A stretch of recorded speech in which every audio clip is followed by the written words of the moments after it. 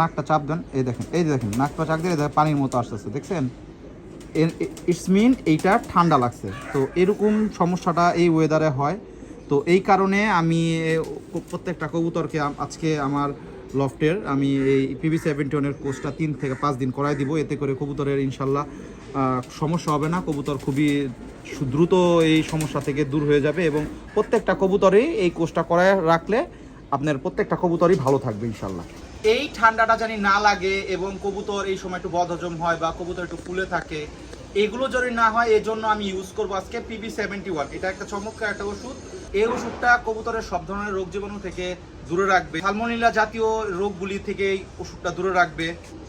বিভিন্ন কাজে এই ওষুধটা আমরা ব্যবহার করতে পারি। এই ওষুধটা অনেক ভালো একটা ওষুধ। আপনার এই ওষুধটা কেন ব্যবহার করবেন? যদি আপনার কবুতর দেখতেছেন বদহজম হচ্ছে, আপনার এই কবুতরটা কম খাচ্ছে, কবুতরের শুকায় গেছে, কবুতরের নাকে পানি আছে,